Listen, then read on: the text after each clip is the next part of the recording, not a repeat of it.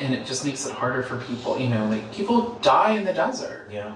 And it's like, why are we letting that happen? That doesn't have to happen. Yeah, it doesn't have to happen. So don't encourage them to enter the desert.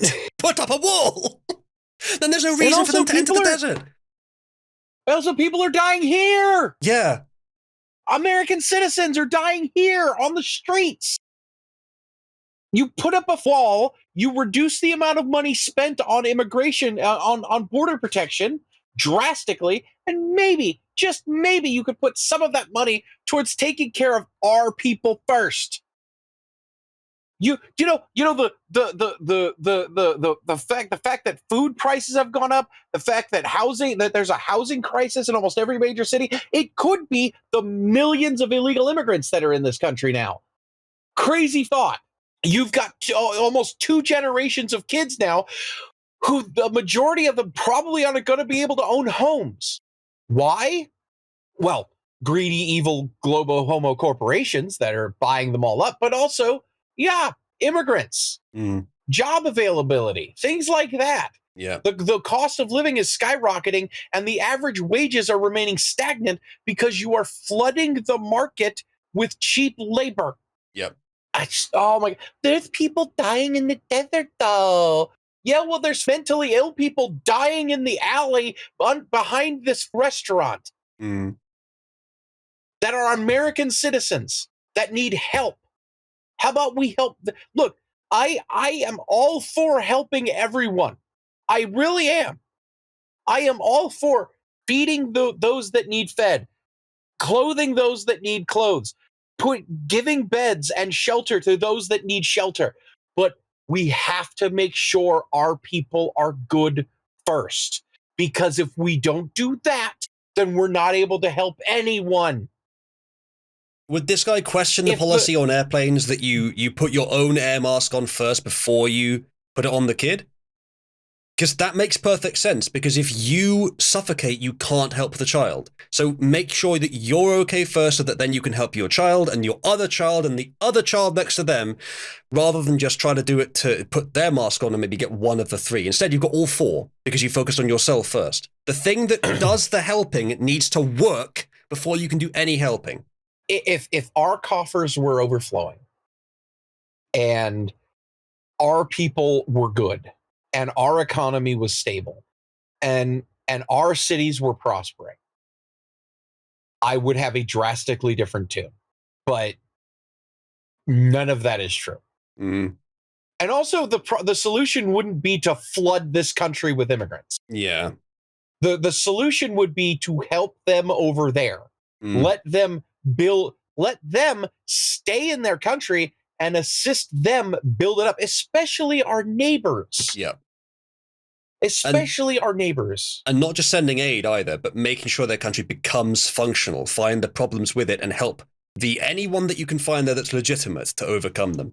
And do it very much openly so that everyone can see whether it's okay or not. You could, if the US really wanted to, they could fix Mexico in like 30 years, I reckon, maybe even less. Yeah. Haiti, Cuba, and Mexico have no business being the third world hellholes that they are. Yeah. There is and Canada, but that's another story. Man. But yeah, that's a very different kind of country, but with very similar problems right now. Well, Canada, let's face it, Canada should be the 51st through 60th state. So that's another conversation.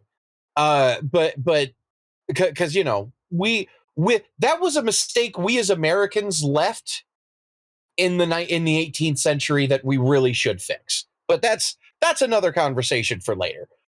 My main thing is we should not be giving a dime to countries on the other side of the continent before we should even start.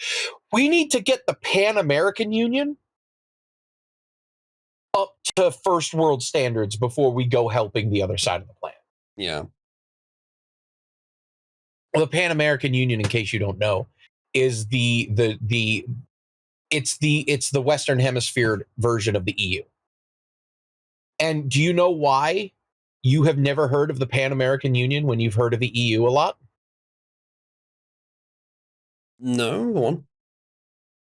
It's because the Pan American Union doesn't meddle in the affairs of the petty politics of its nation states. Mm. The Pan American Union. You know what the Pan American Union deals with? Trade policy, and that's it. Mm. That's it. That's all it does. It's a wonderfully run organization that just makes sure that trade is regulated amongst its member nations. If Guatemala has a banana shortage, and Venice and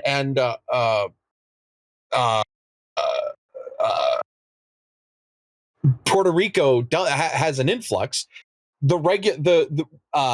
trade is banana trade in Puerto Rico is laxed to allow for the stabilization to happen. Incentives are given, extra funding is given somewhere and lessened in another place, like little things like that. It's all the Pan American Union does. And we should be focusing on ensuring that every member nation of the Pan American Union is brought up to first world levels using trade regulation, because as I've said several times in the past, trade regulation is a good thing. Member nations who voluntarily come together to regulate trade is a good thing. And the reason why I'm bringing this up is that's how you would do it, not by opening up our borders and letting illegal immigrants flood in. Mm. You help via trade. I think that is the greatest tool for international stabilization, free trade between nations. Oh, well, not necessarily free, but just trade, including protectionism.